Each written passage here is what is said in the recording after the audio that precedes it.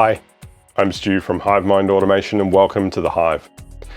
In this video, we're going to be taking a look at this brand new Aqara FP1 human presence sensor.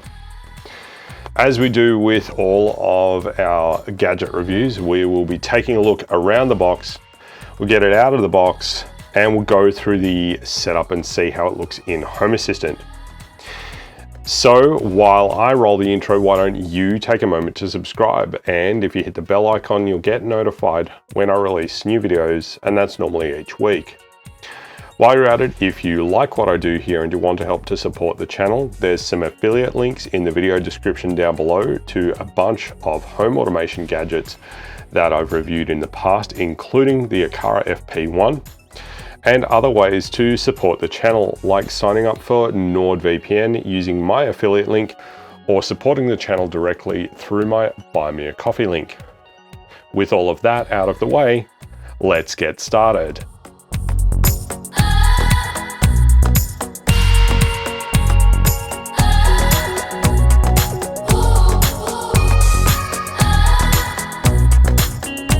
So everyone in the home automation community has been really excited about these Aqara FP1 human presence sensors because it doesn't just detect motion, it detects presence. Meaning that even if you're sitting completely still or maybe even asleep, the sensor still knows that you're there. And one of the other great things about this sensor is that when it does detect movement, it can detect whether your movement is towards or away from the sensor. So theoretically, you could reasonably, if you've got the positioning right, detect whether someone is entering or leaving the room, and then trigger a different automation for different scenarios. Now, it's worth mentioning that these sensors have not been easy to get. Since their announcement and launch, they've been mostly unavailable. I managed to find some on AliExpress, and I will be putting an affiliate link in the video description. But if you're interested, you might need to act fast because supply has been limited. Now, I paid $73.71 per sensor and I bought 2 of them, and there were some shipping fees as well, which meant I ended up spending $162.17 for 2 sensors, which is hardly cheap. Unfortunately, it also seems that the price has gone up to around $75 to $77 per unit, and that's at the time of writing. I suspect that part of this is because supply is challenging again, or maybe it's just evened out, and that is where the price point actually is going to be. So let's find out why they are so exciting, and we'll start by taking a look at the box. Now, the text on the box is all in Chinese, but the good news is that I put in some effort with Google Translate so we can at least find out what the box says, and through the magic of editing, I'll also overlay the translations on screen as we go through. On the front, we've got a picture of the unit, and we'll ignore that the Translate thinks that it says gone on the picture. It says Human Presence Sensor FP1, and the subheading says accurately perceive the presence and absence of people in this space and support the recognition of stationary human bodies. On the right hand side, we have human presence detection, we have scene linkage, left and right motion detection, area location detection, proximity and distance detection, and there's an asterisk here that says proximity and distance detection, left and right motion detection, area positioning detection are our laboratory features. On the back, it says, through the Human Presence Sensor FP1, trigger the linkage of various human and space-related scenes. There is an illustration that shows a video scene and a dining scene, and that's not that well defined here. Using the enter condition, you can trigger the scene that need immediate response. If you don't want to trigger the scene because of passing, you can choose someone as the condition, and the corresponding scene will be triggered when the person stays for 6 seconds, such as a sofa or dining table. The sensor detects that a person enters the sofa area, which can trigger an audio-visual scene. The sensor detects that a person enters the dining table area, which can trigger a dining scene. And it also says that this product needs to be used with devices with Zigbee 3.0 gateway functionality. On the left side of the box, we've got device linkage with smart lighting, automatically turn on and off lights according to the status of people and no one. With smart toilets, recognize that someone has entered the bathroom and automatically flip the lid automatically, close the lid when no one is there.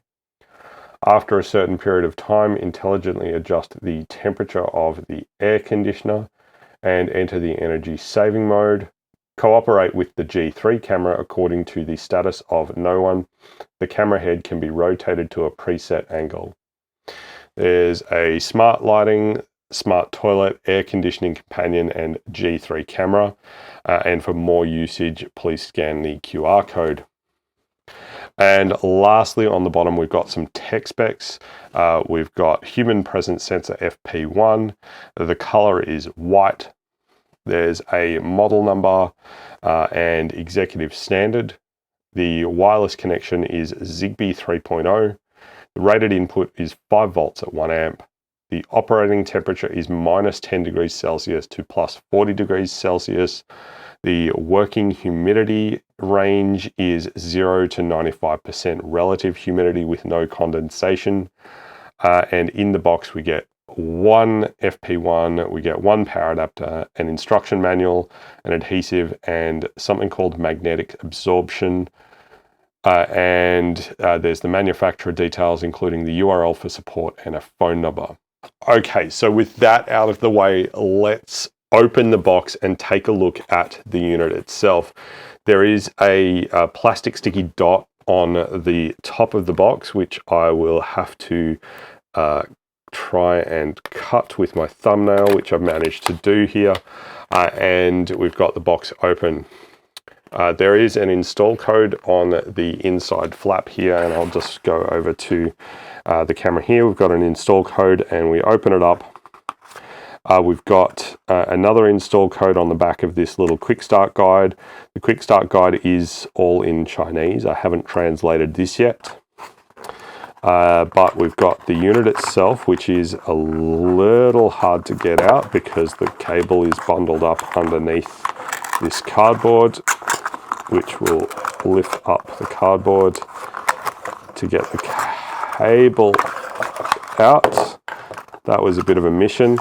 So we've got the unit itself, and then under that cardboard flap, we've got a power adapter, and that is a 5 volt 1 amp power adapter. It does have the straight up and down US 2-pin prongs. It is rated for 100 to 240 volts AC between 50 and 60 hertz, and it's double insulated, so you could reasonably use this with an adapter to plug into an Australian plug. Back in the box, we've also got this metal plate in here, which I think is what it meant by the magnetic absorption, and there's also an adhesive in here.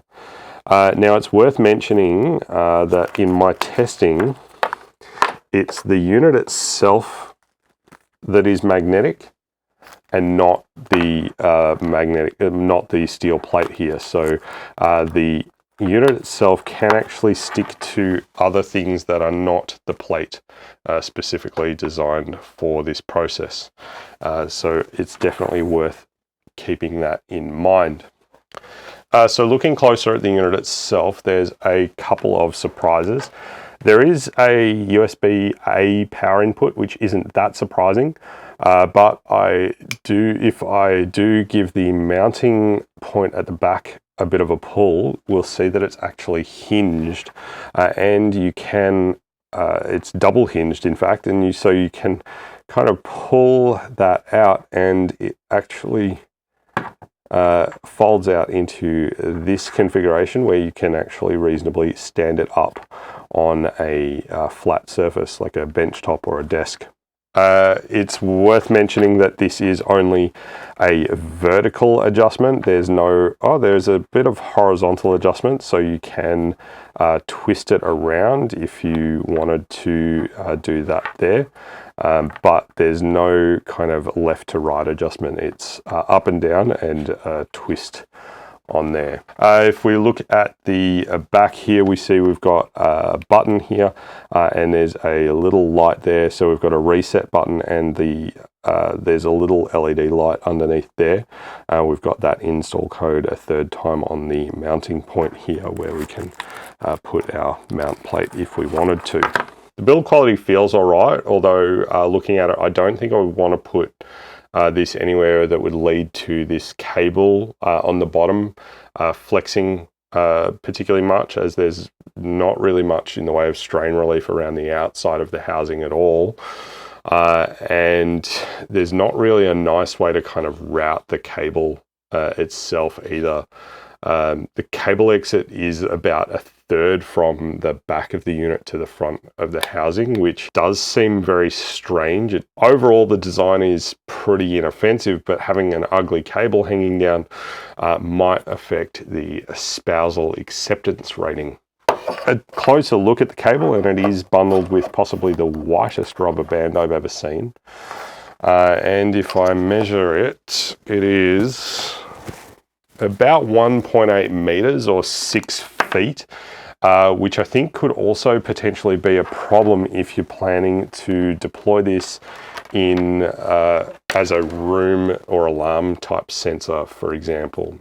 So you would need to take that into account how you're going to get power to this unit, because it is not a battery powered device. Now for pairing, I'm not going to bother with the native Aqara app. I'm going straight to using the Zigbee stick on my Home Assistant, and honestly the native app is just going to get in the way and I'd rather not add to the hassle.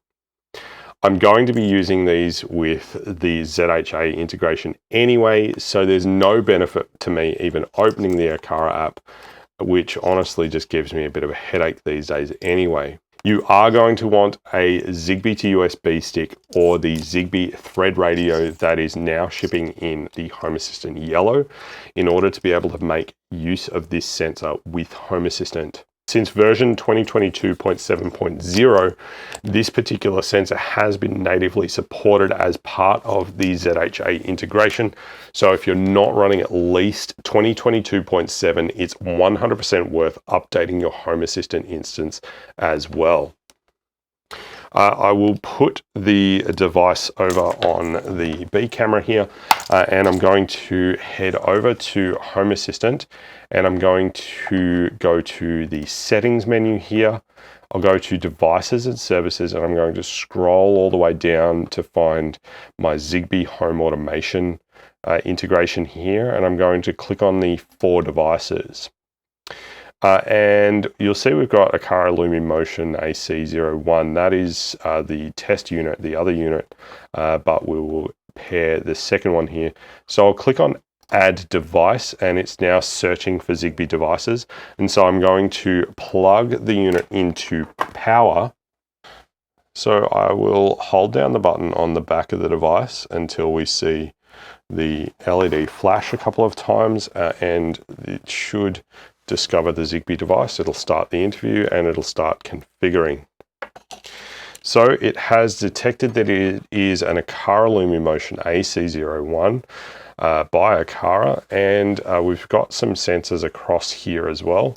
I'll call this FP1 video and I'll put it into the office.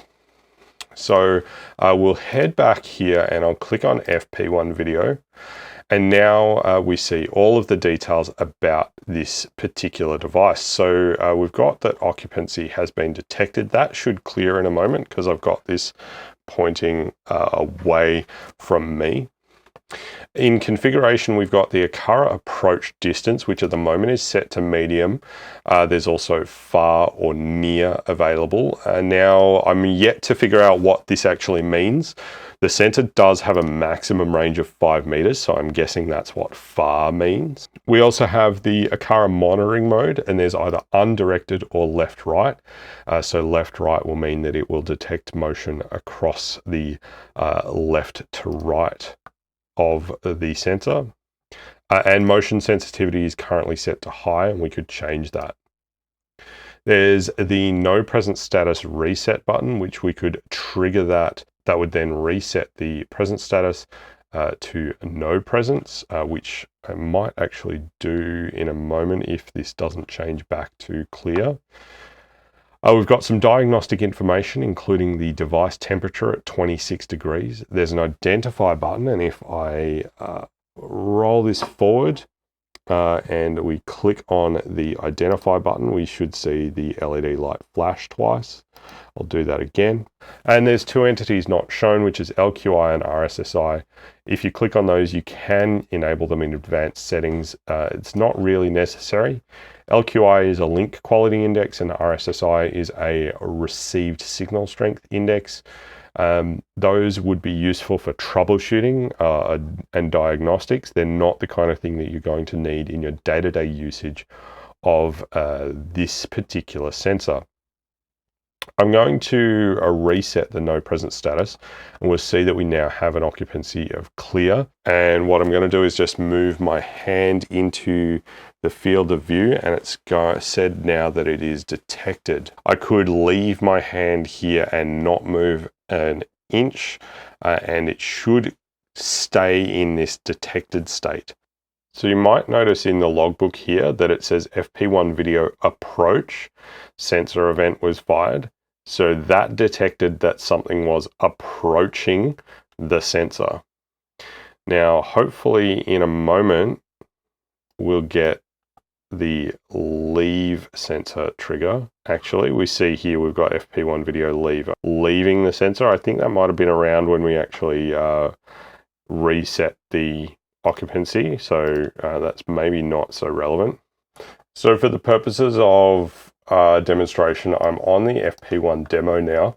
I've just plugged it in, and we've got that occupancy is detected. What I'm waiting for is for the occupancy to go away from detected. So we had demo approach and demo enter, but I'm looking for a demo exit and demo leave. And in fact, what I might do is set this up pointing over here, and I'll get up and go for a walk.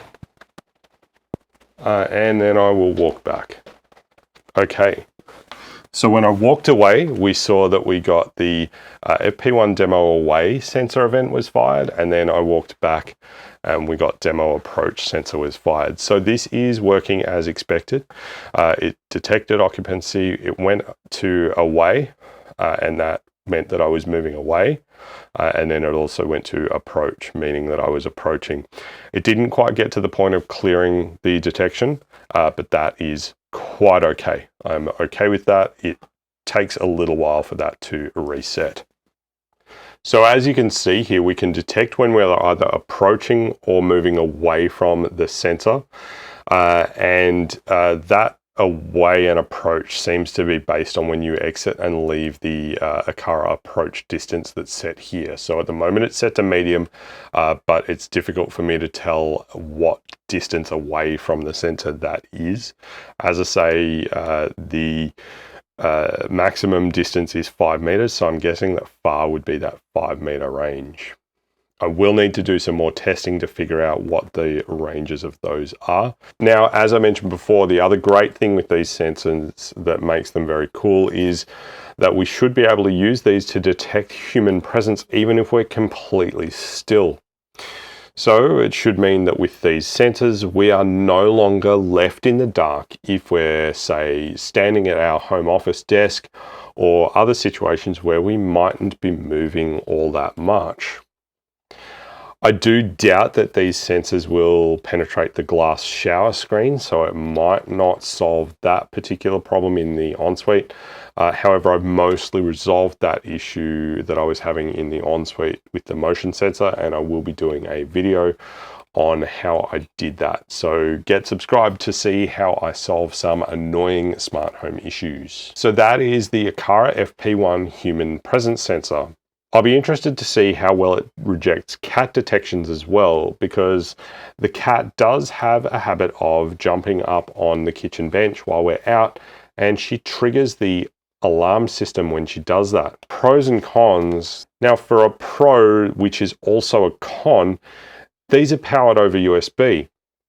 And that means that there's no batteries to change, but it does lead to the con of having the potentially ugly dangling cable dangling down if you're wall mounting the unit, and also needing to find a way to get a USB cable to it. Now, in a fairly similar vein, I don't mind the design. It's pretty good. The magnetic mounting plate is a really nice touch. I really do like that nice solid magnetic mounting plate. And the fact that it is also desktop compatible is really quite nice as well. But for a con here, you don't have any horizontal adjustment. It's only the vertical adjustment and the kind of twisting adjustment here, which does then mean that if you're using the magnetic mounting plate, you might not be able to mount it in the corner like a traditional motion sensor might be. Another obvious pro here is the ability to detect both approaching and moving away motion. So if you set up this sensor properly, you could quite reasonably have much more efficient energy usage. Combined with detecting even stationary bodies, the lights could stay on when you're in the room and turn off as soon as it detects that you've left the room, instead of then waiting however many minutes after no motion is detected before turning the lights off. For the last con though, it is pretty pricey. At $70 to $80 a sensor, it's not exactly going to be cost effective to replace all of the motion sensors in your smart home with these, but they would still be good as a presence sensor in rooms where you might spend time sitting or standing still quite a bit, like a lounge room, home office, or a bathroom. Let me know in the comments section down below how you would make use of these Aqara FP1 sensors in your smart home. That's all we have for this video, and I do hope that it helped you in your home automation journey. Be sure to comment down below with a home automation idea you'd like to see me cover in a future video. And don't forget to follow HiveMind Automation on Twitter, Instagram, and Facebook. If you like this video, hit the thumbs up button down below to give it a like. And if you're not already subscribed, please consider changing that now. And while you're at it, if you hit the bell icon to get notified, you'll also get a notification when I release new videos each week. If you're currently in the market for a VPN provider, there is an affiliate link for NordVPN in the video description as well. And I chose to partner with NordVPN because they have the best infrastructure over any VPN provider I looked into. They have a strict no-logs policy and servers all over the planet. On top of that, they have apps for just about every platform, whether it is desktop or mobile. So no matter what platform you're using, you can protect your sensitive personal information while you browse the web, even on unsecured Wi-Fi. So get a VPN today and use my link below to sign up for NordVPN. Lastly, if you enjoy what I'm doing here and you want to help to support the channel, you can support the channel directly through my Buy Me a Coffee link. And that is also in the video description. Contributions that you make through Buy Me a Coffee are put towards making more and hopefully better content for you to enjoy. Thank you so much for watching. I'm Stu from HiveMind Automation, and I'm looking forward to seeing you next time. Bye for now.